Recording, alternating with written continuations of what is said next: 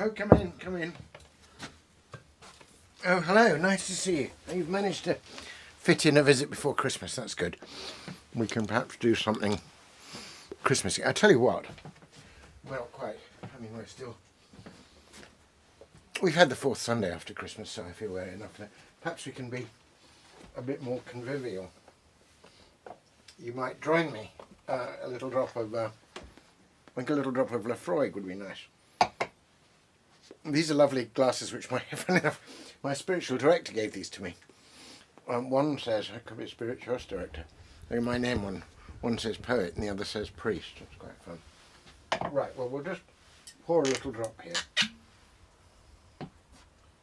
I love Lafroig. I like Isle of malts generally. But I like my whiskey as well as my room to be smoky and peaty. So here we go. Have a seat. I'll put yours down there for you. That's my great-grandfather's portable writing desk. Now, if you just look over here for a sec. This, from here to here, it's a lovely, it needs a bit of working on, but some of the spine's coming loose, but it's a leather-bound set of Tennyson. It's a works, but it's the individual volumes as they came out, but then bound and gathered together. And it's, we'll take this one out, the one that's got in Memoriam. It's really beautiful. It's got this lovely tooling, and it has fabulous, fabulous marbled paper. And it's from the, well, you know, it's awful, I can't read anymore without my glasses. Look at this lovely, it's the 1890s, so it's late in Tennyson's time. Obviously it has the poetry from much earlier. This contains a poem written in 1850. That's the church and the churchyard where Tennyson's friend Arthur Henry Hallam was buried, who's the subject of In Memoriam. Okay. So, it's nice to get this one down. This is I love the poetry obviously, but I have several different editions of Tennyson. Why this one? Apart from the physical beauty of it. And this is significant to me because it was almost a discernment at an early age of what was to come of this love of books, this bibliophilia as it were, this sense of wanting to have and collect and cherish old books.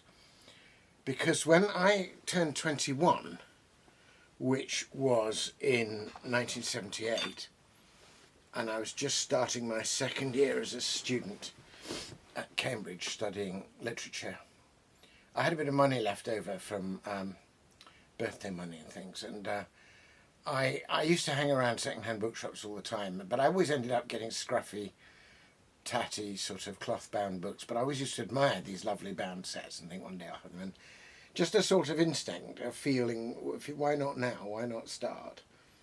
I gathered together various other bits and pieces of money, and I bought what were then, I think, was 8 or 9 volumes like this, all together in a set. And they were, for the princely sum, it was a princely sum in those days, it seems almost like nothing now, they were £25. And it was almost like making an appointment myself. I'm going to, that's a lot of beer and a lot of other books and a lot of other general self-indulgence, but I'm going to put this money for this. And they were, for a long time, the only really nicely bound books I had, but they were a sort of pledge of things to come. And there they still are, on my bookshelf, giving me as much pleasure. Well, let's see, I'm not very good at maths, but, so I was 21 then, and I'm 64 now, so that must be something like 43 years that these books have given me pleasure. Well, if you divided the £25 over 43 years, it's a very good bargain. Anyway, why did I get this one out? Because in the course of In Memoriam, the great memorial poem that Tennyson wrote for his friend Arthur Henry Hallam, he wrote it actually over the course of 17 years. He didn't publish it till 1850, even though Hallam had died in 1833. But in the arc of the poem is concentrated over the first 3 years after the death of the man who had really been Tennyson's very best friend and great solace, as Tennyson came out of the wreckage of a really quite difficult family life and made a life for himself in Cambridge as a young man, just as I was making a life for myself in Cambridge as a young man, though happily I had a much happier family. And made this great friend, and then quite suddenly the friend died. So I'm going to read this because it passes over 3 years. It touches on Christmas 3 times, and of course it touches on Christmas. Not only with all the traditional things, the bells and the carols and the drinks, but also the way Christmas has a poignancy. If you are in grief and you have a Christmas, of course you still keep Christmas, but you keep Christmas with that keen sense of loss.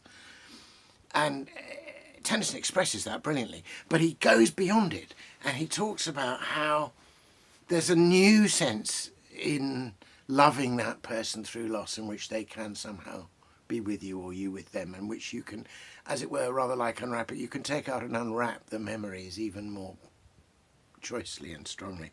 I'm very conscious that this Christmas is going to be, you know, we thought we just had, cheers by the way, it was Slan Cheval. It's got such a good nose, that whiskey, it's wonderful. There's yeah, almost like unwrapping a present. There's a sense in which memories start to reveal themselves in the poignancy of Christmas, if there's absence. And I'm very conscious that this Christmas, yet again, many of us are being absent from people. Anyway, it starts with the passage I want to read. It's just a couple of sections from In Memoriam. It starts with the bells. It's wonderful. So this is beginning in section 28 of the poem. The time draws near the birth of Christ. The moon is hid. The night is still. The Christmas bells from hill to hill answer each other in the mist. 4 voices of 4 hamlets round, from far and near, on mead and moor, swell out and fail, as if a door were shut between me and the sound.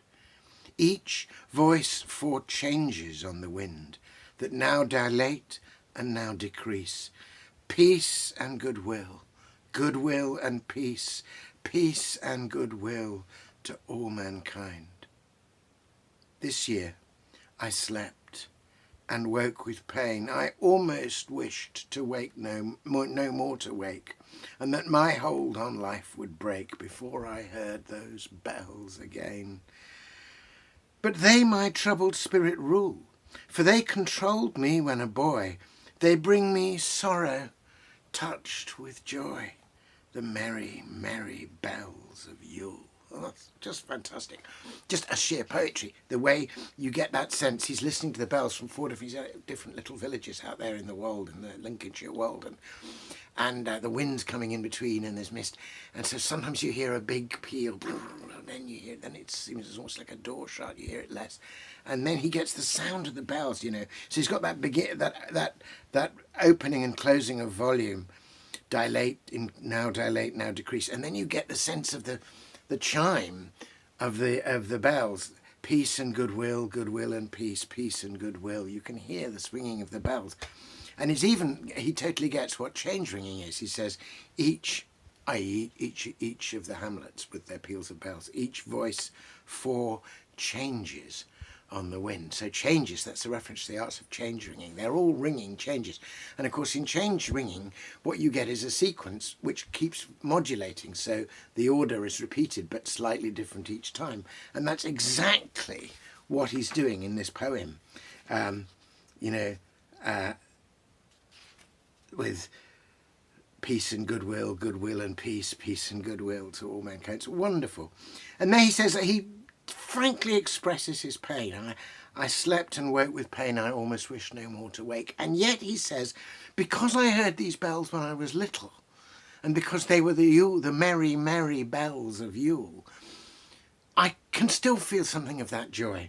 And actually, my sorrow is touched with joy. It would be much weaker. The weaker poet would have say, my joy is touched with sorrow. My sorrow is touched with joy.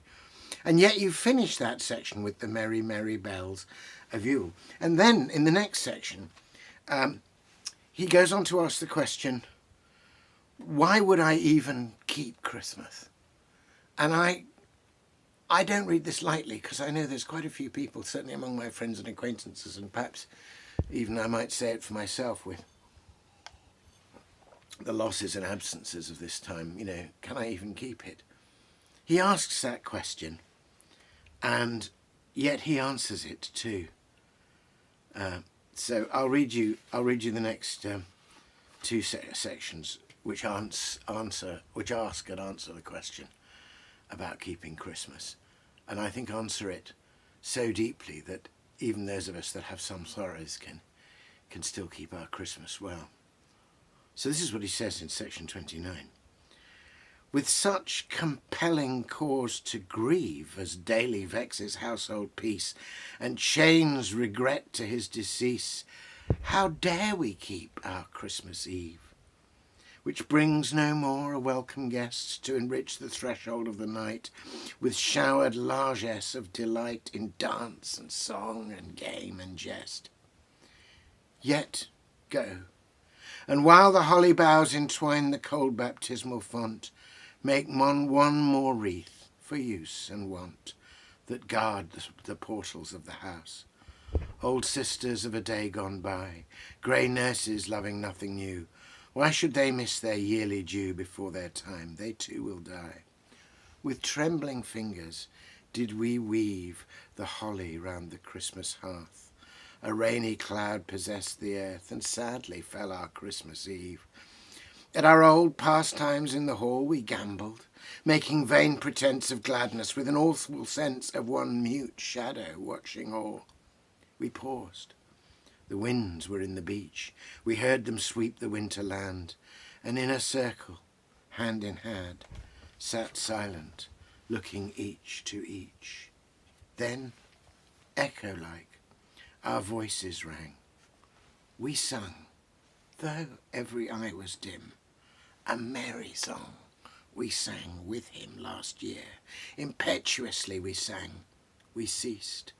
A gentler feeling crept upon us. Surely rest is meet. They rest, we said. Their sleep is sweet. And silence followed, and we wept. Our voices took a higher range. Once more we sang.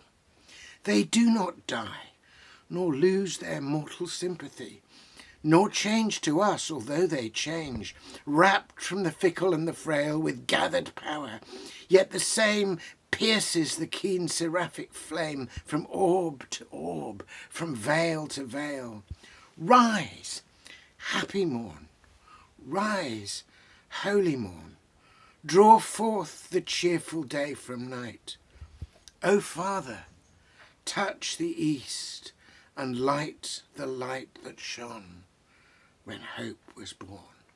Oh, fantastic.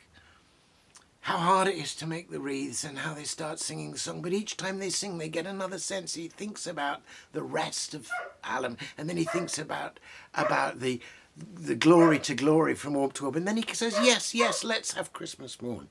And then he shapes his Christmas with the coming of the light. Draw forth the cheerful day from night. O Father, touch the east and light the light that shone when hope was born. What a great name for Christ, hope. Anyway, Merry Christmas. I think we better go and attend to George, who probably wants a Christmas treat as well. See you.